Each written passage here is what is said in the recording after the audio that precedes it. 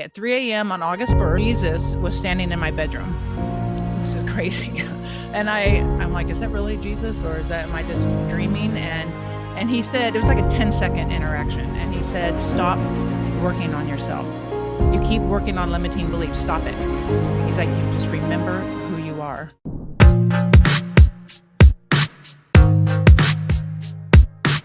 Hey, this episode is brought to you by the outstanding team at Compass Strategic Advisors, your trusted partner in driving strategic growth. Whether it's expanding into new territories, launching products, rebranding, or hiring key staff and board members, they offer the expert guidance every step of the way. With a versatile approach and a proven track record, Compass is the go-to resource for both startups and established companies looking to scale with confidence. Thanks, and show your support for this podcast by sharing some sponsor appreciation. Check these guys out at www.compass-strategic-advisors.com. Okay, so I'm welcoming a friend from yesteryear to the program. Somebody who I recently reconnected with after, Kelli, we met last in real life at having a cup of coffee, but that was pre-COVID.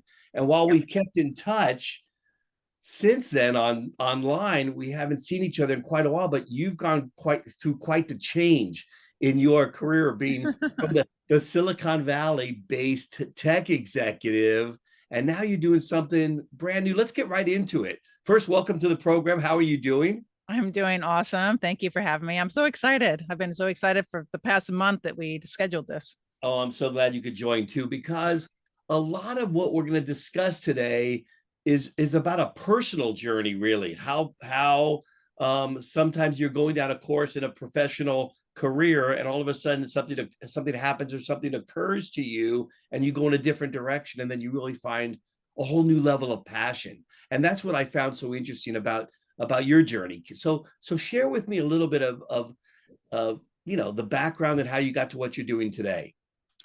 Yes. So it starts back in 2008 when I very first hired my coach. I was unhappy at my job and I thought, oh, I just need to get a new job. And so I hired this career coach, and Mhm. she ended up doing like inner child work, healing work, all the stuff in the spiritual community. And it was something I never ever expected to go down. But I ended up 17 years later, that was 2008 to 2025. I spent in the personal development world and the spiritual community, deep diving into everything. I did all the healing modalities because I thought there was something wrong with me. Because after talking with her, it's like, it's not about the job, it's about you. Yeah. And then I started going into fixing myself. And I don't know if you're familiar with the healing modalities like tapping and NLP and inner child work. And I did ayahuasca ceremonies. I've done everything. Wow. I went to Peru, and I was on this deep search to like, I've got to figure this out. Like, why are The people great unlock. There you go. right? I got to figure this out. Like, why are people the way they are? I remember being 4 years old and being like, this is weird. People are weird. Like, why are they this way? Okay. And so it's always been in me. I got to figure out, I was going to be a psychology major in college. And so it's just been my thing. So fast forward to this year, 2025, and I'm still doing self-help and personal development work. And I'm like, what is the deal? Like, why? When does it end? When do you come out the other side? And I had this, okay, at 3 a.m. on August 1st, that's only what, 6 weeks ago. Yeah. I woke up at 3 a.m. Jesus was standing in my bedroom. This is crazy. And I'm like, is that really Jesus, or am I just dreaming? And he said, it was like a 10-second interaction. And he said, stop working on yourself. You keep working on limiting beliefs. Stop it. He's like, you just remember who you are. And then he disappeared. And then from that moment on, everything started unraveling for me. For the past 6 weeks, I've been like on a crazy roller coaster. I see what the matrix is. I see all the web of lies that people get stuck in. And it's just been very enlightening. My whole world has turned upside down since August 1st. I thought I was like on this path but I was never, there was no end to it. You know what I mean? It was like, there's always something else you got to work on. And so the theory behind that is, if your focus is on fixing yourself, there's going to be an endless supply of fixing yourself. If your focus is on advancing and successing, then as things come up and blocks happen, you remove it, but your focus is on advancing. It's not on, I got to fix myself. And so much in therapy and personal development and the spiritual community, it's always about working on what's wrong with you. Does that make sense? Yeah, almost like taking the what's wrong with you out of the whole equation, because we're all going through something and we're all constantly learning and evolving, theoretically.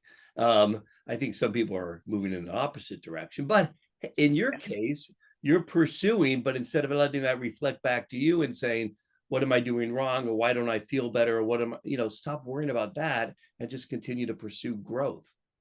You do, and you look at how you've been programmed. So we've all been born into this. When I say matrix, I mean the beliefs, the culture you're raised in, the way you're treated by your family. Not the The not way, the movie.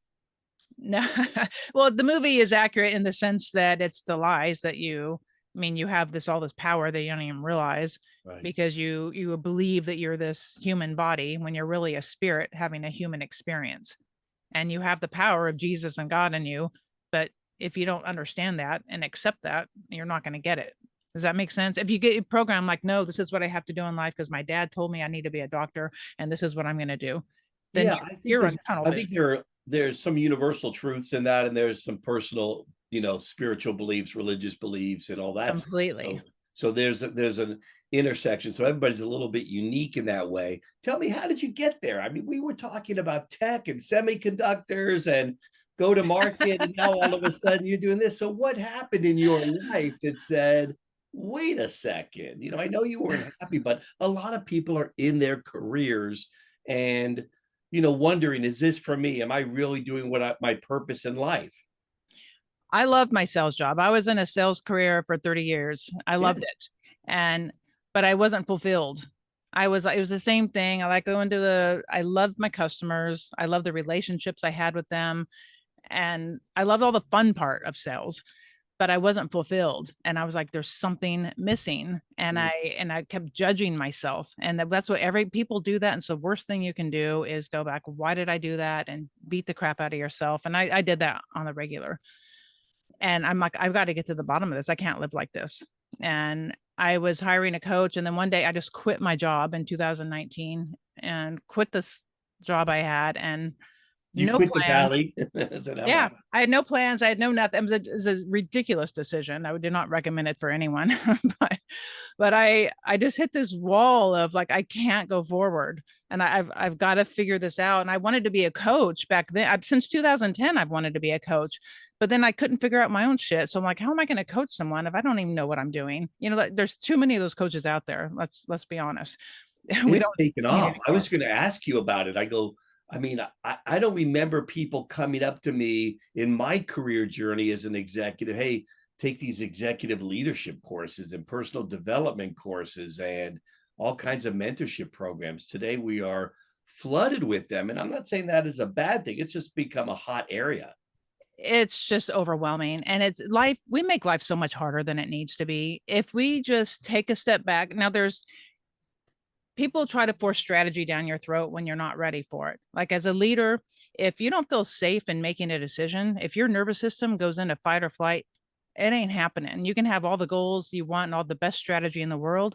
If your body doesn't feel safe doing it, it's not happening. And that's where I was in life. My body I didn't feel safe in my own skin. I didn't feel safe in my body, in the world. And that's just from childhood stuff.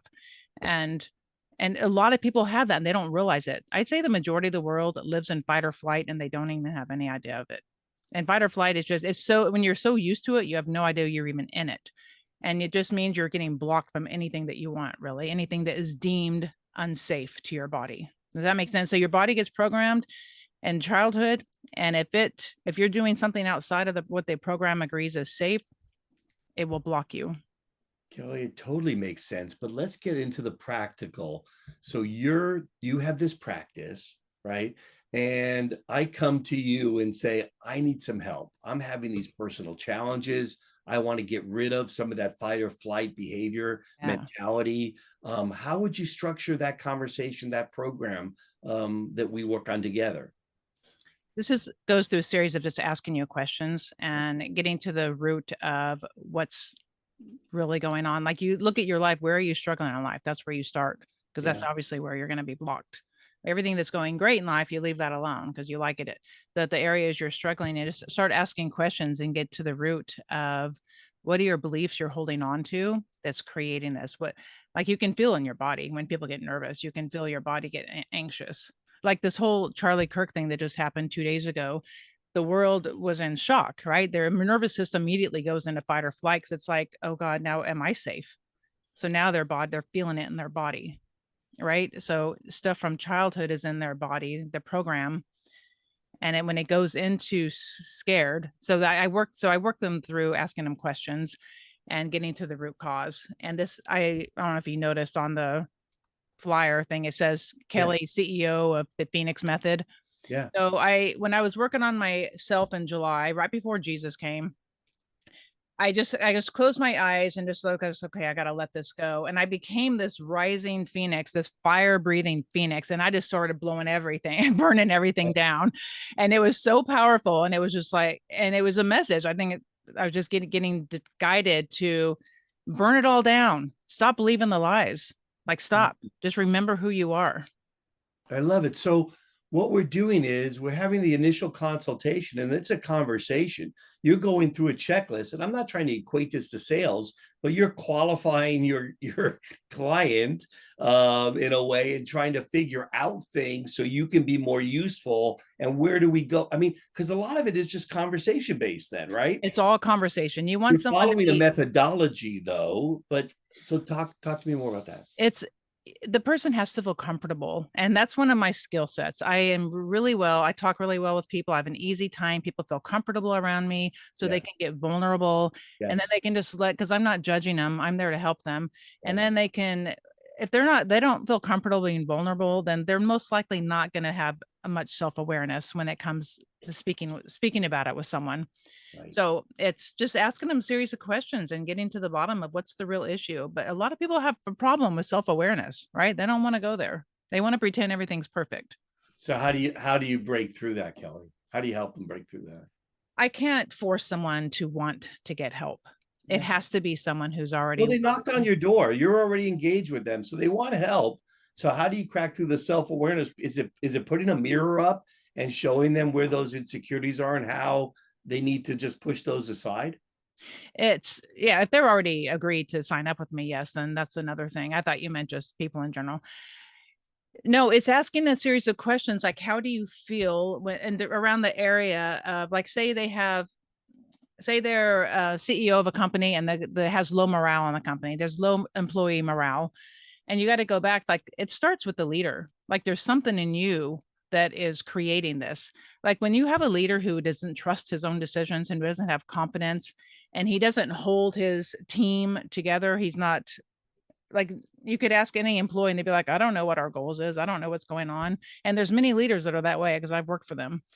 And so that's going to create mistrust among the employees. There's not a solid team because there's no direction coming from the leader. Does that make sense? So if they're not steadfast in who they are Kelly, and you're getting a lot of nodding from me, and I assume my audience. Now, reflecting on my audience, a lot of startups, entrepreneurs, founders that are trying to figure things out, trying to motivate their team. Um, but they may have some people on their team. They may themselves be questioning, am I doing this right? Am I providing the right culture here for the company? We've worked in many different cultures, right? yep. How do you sort of consult on that level?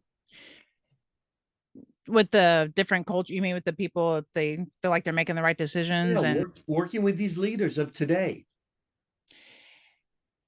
it always starts with a leader. He has to work, or she has to work on themselves and get clear on what am I doing and what are my goals for the company. Number one, they can't worry about anyone else other than them and the first and foremost, because that's going to trickle down into their team. Energy feeds off of energy. So if their energy is shaky, their team is going to feel that. Like, once they're very clear and where they're going and what they are, and then it's naturally going to come together, and like attracts like. When you have a solid energy about you and your team, people are going to start leaving. The ones that don't like it, the ones that are more attracted to the shaky, unstable atmosphere, they will just fall to the wayside. That's so interesting, Kelly. I have a business partner, somebody I really enjoy working with for years now. We always talk to a client, and he always says this, and I always kind of laugh internally because it seems so weird. But the reaction on the client is so positive. He starts he starts some conversation, or he's actually in mid conversation with them, and he goes, remember, you're in a safe space with us. We're not here to take your job. We're not here to threaten you. We want to help you be successful. And that is a lot of what our consulting practice does. But that sounds odd to me, but every leader we've talked to has looked at us as either their possible replacement, or pointing out that all of their shortcomings, and that in no way is what we're interested in pursuing. That unfortunately may be some kind of outcome down the road, but we want to help them be the best version of themselves, and we can only get there if they're going to be open, honest, trusting, Yeah. and those things, which are a little harder to come by, and not in the typical conversations, at least ones that I had going up the executive ladder. Yeah. I mean, no one likes that, right? Coming in and being in question and be like, oh, you're here to, I'm going to get fired soon. No one. But with a CEO that is, whenever they're in touch with their authentic self, when they rip away the lies and they're living from their true identity, not this false identity. The false identity is believing the program, the lies, right, about yourself, about the world. When you rip that away and you're living from your true authentic self, you're not going to be worried about losing your job. You're going to be like, something else will come along. If this isn't the right fit, something else will be. I've been using that for forever too. So tell me about you now. How are you doing, and where are you in your journey, and what's next in terms of this development, leadership, really Phoenix practice? Well, since August 1st, it's been a whirlwind. So I'm creating this program called the Rising Phoenix, and it's about how to escape the matrix, how to delete the false identity, how to live from true authenticity. So that'll be out in a few weeks, probably by October 1st. Oh, great. And so that'll be really fun. And I want to do consulting work with CEOs. I want to help these people because they have such great influence. And just to see it trickle down into the employees, it will inevitably have a massive effect on their company. And I just think that would be so fun because I worked in corporate for 30 years. So I want to work or with founders of startups that the VCs have, or work with the VCs, I suppose. And then they would have different startups that they would want me to work with to get people on track at the very beginning, right? I'll tell you what, I think this is the curl of the wave. It's just getting bigger, more VCs getting more involved with their portfolio companies. Yeah, they're working on sales connections and hitting numbers and developing technology products, but there's a personal development side. And I've uncovered that with a lot of my conversations, where they really want to be a trusted partner, but they can only extend and scale themselves so much. So they are looking for additional resources to help their portcos, and it's critical. There's a lot of founders who it's their baby. Like, I don't want anyone to touch it. And they may not be the right person to lead the company, but they created it and they don't want anyone to touch their baby. And that's an issue right there. Yeah, Kelly, I love this. So what does your practice look like after that initial client engagement? You're talking with them, but what's a successful outcome look like then? Oh, for the person who's running the company, they have goals for the company and for their employees. And when you're in alignment with your true self, life goes really smoothly. It's not meant to be rocky and struggling the whole time. It's when you're in alignment and you follow your guidance. We all know what it's like to feel guided, to feel like in your gut, you're like, oh, this is the right decision. I know this is the right decision. That's what we got to get back to, listening to that rather than the programming with the matrix I refer to that has, no, well, you should do this. If the word should comes in, like, I question it highly. Because you should listen to your gut. Yeah. Before we wrap up, are there any other key pointers you want to share? Things that you've uncovered, or things that you've integrated into your program? I just want people to be not afraid to be vulnerable and ask questions and have self-awareness, because everyone has it. Everyone's born with different programming, and you're going to stumble along the way in life. It's just part of life. And it's like that people get so scared of, I can't look like I don't have all the answers. No one has all the answers. Like, you got to stop that immediately. No one has all the answers, and it's okay. And the most important thing is to figure out, who is your true authentic self? What are your passions? What are your God-given gifts in life? And that's what you pursue it from there. That's your true self. Yeah, Kel, I compliment you. You had a very successful sales career, crushing it in Silicon Valley. And then all of a sudden you had this midlife change and feel like, okay, I want to do more. And here you are, like living that out and pursuing it. I can already see in you this comfort and this focus and this energy. It's really nice to see. And I think I think there are a lot of people out there that will listen to this and say, I wonder if there's something for me, either in this opportunity to get a little bit more open and honest and start to engage in more conversations, and heck, maybe even pursue a practice on their own. Like, you're not wedded to one career direction.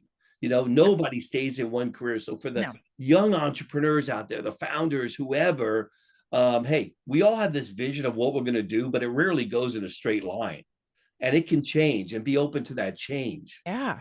Yeah, that's what it's all about. It's like being open, and like when you have tunnel vision on something, you're closing the door to all these other opportunities that could be happening. It's like just go open. And that's the biggest thing people have a problem with, right? Is trusting. Yeah. Like, oh God, well, I don't know what's going to happen next month. I'm like, well, that's why you got to trust. Become more elusive. That word has become a little more elusive. Hey, so tell my listeners, how do we get in touch with you? How do we follow what you're doing and some of your work? Okay, go to kellirivers.com, KELLIRIVERS. Right. My Instagram is Ms. Kelli Rivers. My LinkedIn handle is Kelli Rivers. Nice. And from there, I'll drop it and all into the show notes, of course, Kelly. That's thank you. And also, I'm offering some a free breakthrough call. So anyone who wants to call me and have a strategy session, a breakthrough call, 30-minute call, that is generous of you. That's really you can book it on my website. that is great. So Actually, I'll give you the link for that, the direct link for that. oh, fantastic. So we'll set all that up, and hopefully I'll get this edited in time for your October, program, and we can continue this conversation, because I think you're on a fantastic journey and providing a lot of value out there. Thank you, Keith. I appreciate it. Appreciate the time today. You bet. Have a great one and a successful day. Thank you. Talk to you soon. Talk to you soon.